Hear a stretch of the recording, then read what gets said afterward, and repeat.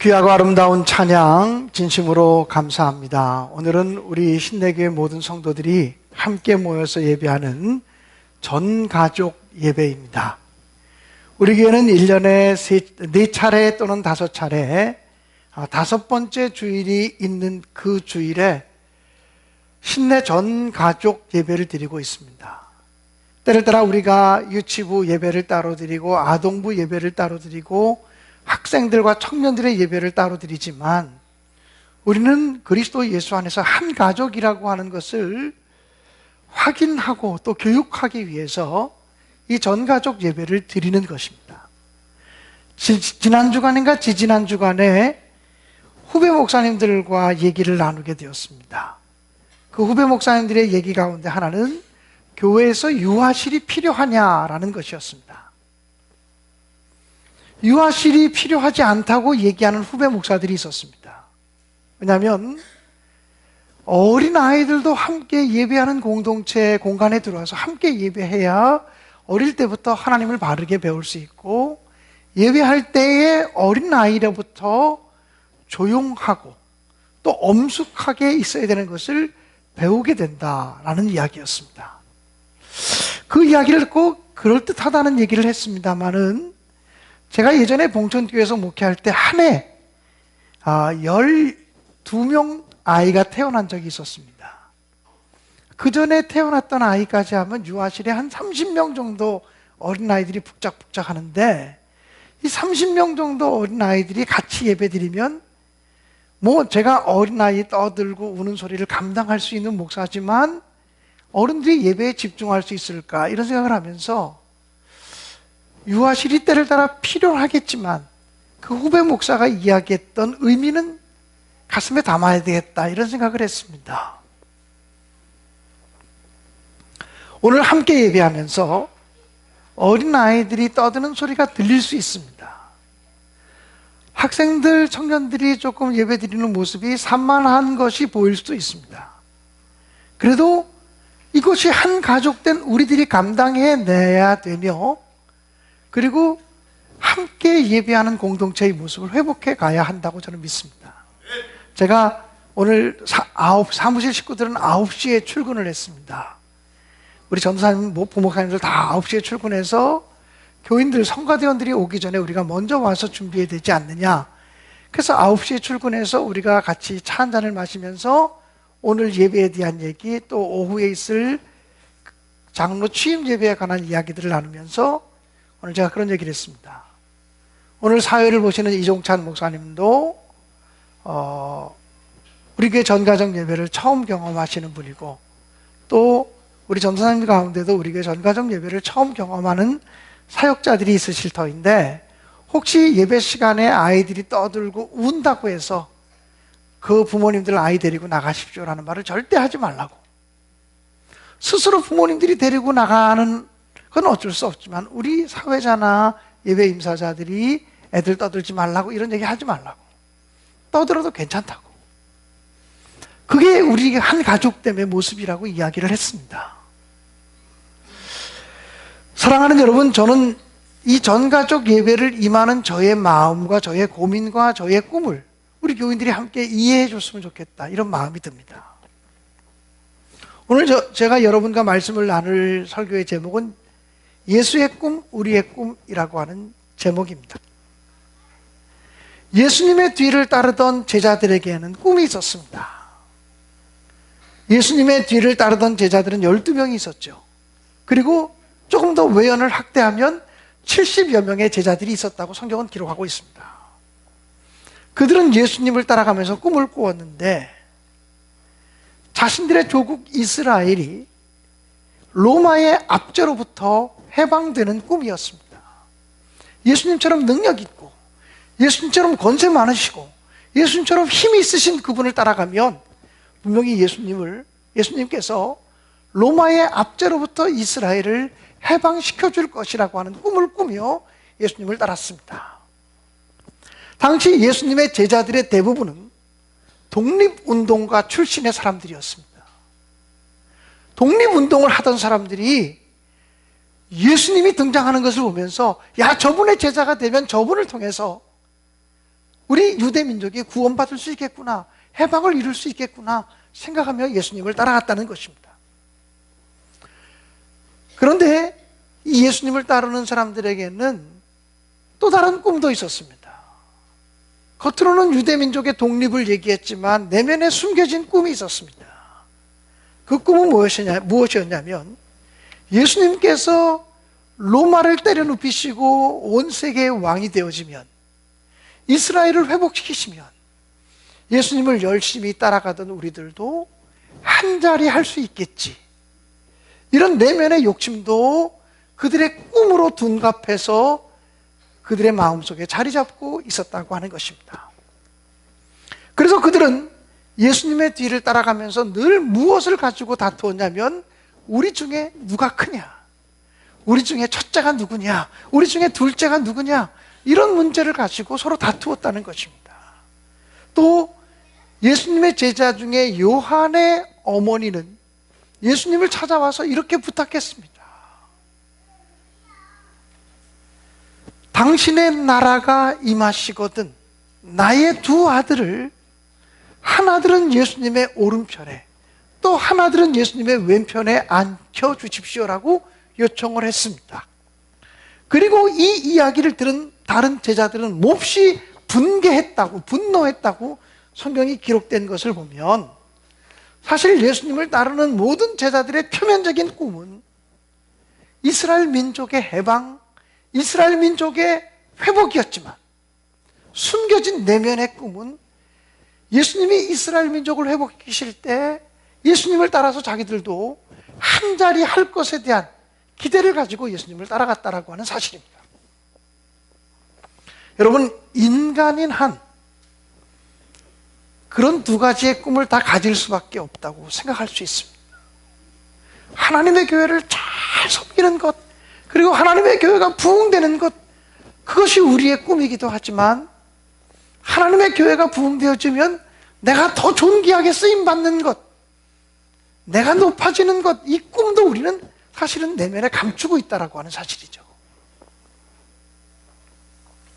그런데 자기들이 그렇게 믿고 따랐던 예수님께서 허무하게 십자가를 지시고 돌아가셨습니다.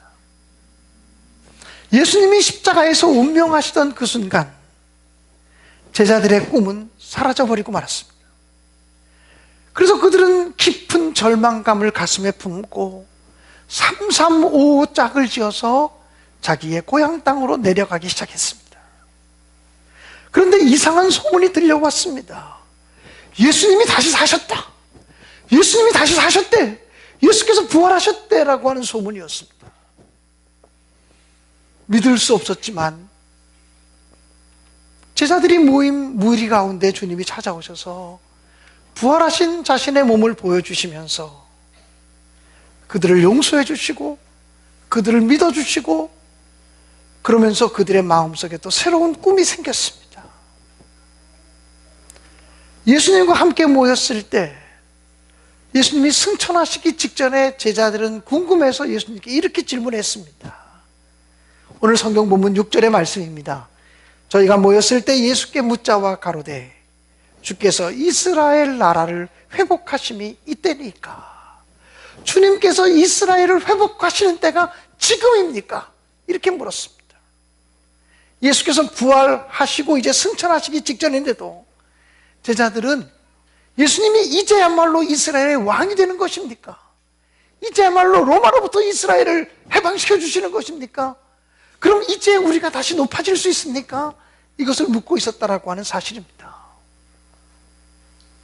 여기까지 보면 제자들의 꿈은 예수님의 꿈과는 조금 다르다라고 하는 사실을 발견하게 됩니다. 예수님의 꿈은 제자들의 꿈과 분명히 달랐습니다. 제자들은 이스라엘 나라의 회복을 꿈꾸고 있었지만 예수님은 이보다 더 큰 꿈을 가지고 계셨음을 알 수 있습니다. 제자들의 꿈이 이스라엘의 회복, 유대 민족의 회복이었다면 예수님의 꿈은 하나님 나라의 완성이었습니다. 하나님 나라의 도래였다는 것입니다. 제자들이 꿈꾸었던 나라는 현세적인 나라였다면 우리 예수님이 말씀하신 나라는 영적인 나라였습니다. 하나님의 통치가 이루어지는 나라였습니다. 제자들이 꿈꾸었던 나라는 이 지상에서 사는 동안에만 필요한 순간적인 나라였다면, 예수님께서 말씀하신 그 하나님의 나라는 영원한 나라였습니다. 예수님이 말씀하신 그 나라는 이스라엘, 예루살렘뿐만 아니라 사마리아와 온 유대와 땅끝까지 이르러 주의 복음이 증거되어지고 모든 나라 백성들이 하나님을 주인 삼아서 이루어지는 거룩한 하나님의 나라, 하나님의 도성이었다라고 하는 사실입니다. 제자들이 꿈꾸었던 나라는 그저 이스라엘 땅에 태어나기만 하면 이스라엘 민족이 되어지는 그런 꿈이었지만, 우리 주님이 말씀하신 하나님의 나라는 예수를 구주로 영접하고 거듭남을 통해서 하나님의 나라 백성이 되어지는, 영적 백성이 세워지는 새로운 나라였다라고 하는 사실입니다. 제자들이 꿈꾸었던 나라는 세상적인 축복과 세상적인 높아짐을 약속하는 나라였지만, 우리 주님이 말씀하신 하나님의 나라는 모든 민족에게, 모든 나라에게 평화가 이루어지는 나라였습니다. 그래서 예수님은 이스라엘의 회복을 묻는 제자들에게 때와 기한은 아버지께서 자기 권한에 두셨으니 너희가 알 바 아니요 라고 말했습니다. 이게 무슨 말입니까? 이스라엘의 독립, 유대민족의 회복은 하나님의 때에 하나님께서 알아서 하실 일이라는 것입니다. 그러나 너희 민족의 독립은 하나님의 시간에 이루어지게 될 것이지만, 그보다 더 중요한 일이 있다. 오직 성령이 너희에게 임하시면 너희가 권능을 받고 예루살렘과 온 유대와 사마리아와 땅 끝까지 이르러 내 증인이 되어지는 것이다 라고 말씀하셨습니다. 사랑하는 여러분, 민족주의가 악한 것이 아닙니다. 오히려 민족주의는 아름다운 것일 수도 있습니다. 그러나 민족주의는 부정적인 모습으로 전락할 수 있습니다. 우리는 역사 속에서 자기 민족, 자기 나라만을 위하려다가 다른 나라, 다른 민족에 대해서 배타적이고 독선적인 민족주의가 나타난 일들을 여러 번 보았습니다. 자기 민족의 우월성, 자기 나라의 우월성을 주장하기 위해서 다른 민족을 짓밟고 다른 나라를 짓밟으면서 무차별하게 학살하는 그런 잘못된 민족주의를 많이 보았다라고 하는 것입니다. 예수님께서 원하시는 것은 내 민족, 내 나라만의 번영과 부흥이 아니고 모든 나라, 모든 백성, 모든 사람들에게 하나님의 자유와 평화가 이루어지는 것을 의미합니다. 사랑하는 성도 여러분, 오늘 여러분의 꿈은 무엇입니까? 예수님을 3년 동안 따라다녔던 제자들의 꿈과 예수님의 꿈은 일치하지 않았습니다.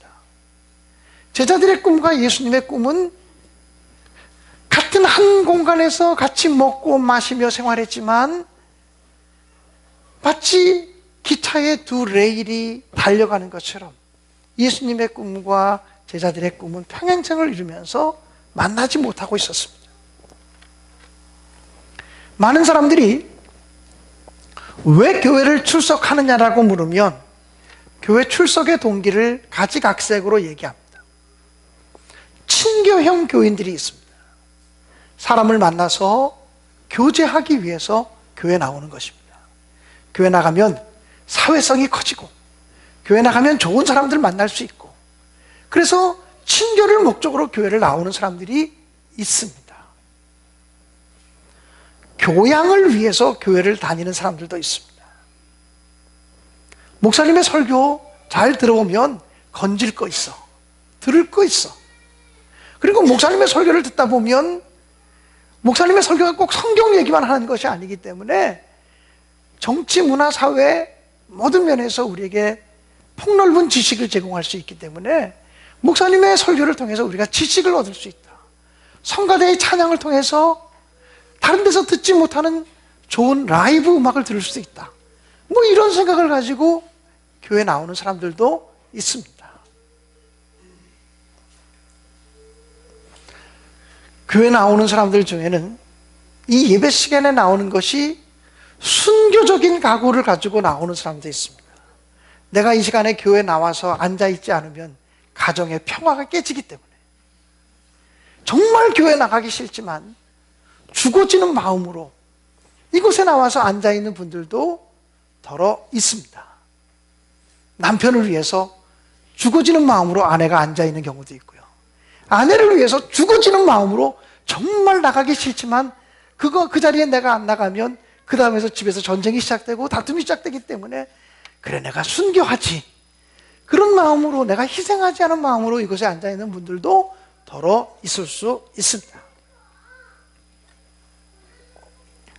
어떤 사람은 예배 드리고 나오면 그래도 스트레스가 해소되어진다. 스트레스를 해소하기 위해서 이곳에 나오는 사람들이 있습니다. 억울하고 분하고 원통한 것을 풀기 위해서 교회에 나옵니다. 교회 생활을 통해서 열심히 기도하다 보면, 찬송하다 보면 그래서 스트레스가 풀려. 그저 스트레스를 풀기 위해서 교회에 나오는 사람들도 있을 수 있습니다. 또 어떤 부류의 사람은 몰라, 난 그런 거 모르고 그냥 주일만 되면 교회 나가는 거야. 습관적으로 교회 나오는 교인들도 있을 수 있습니다.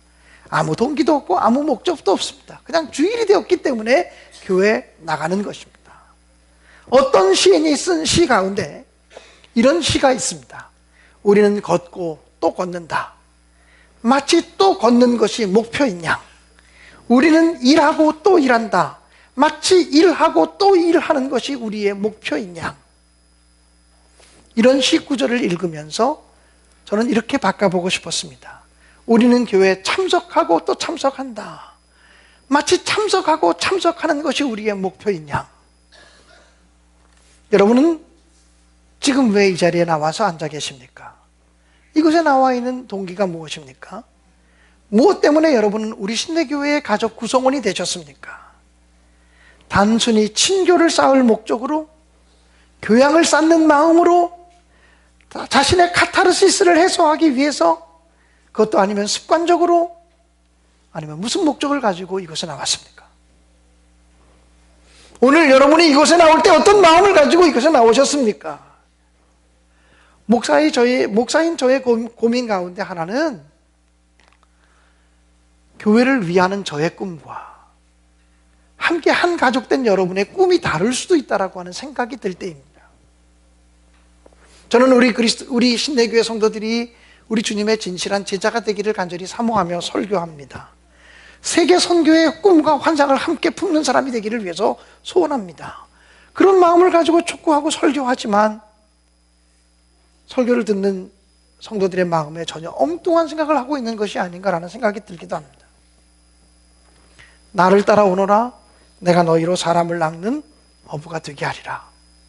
이것이 주께서 하신 말씀입니다. 한 알의 밀이 땅에 떨어져 썩으면 많은 열매를 맺고 썩지 않으면 한 알 그대로 있느니라. 누구든지 섬기는 자가 큰 자가 되어진다.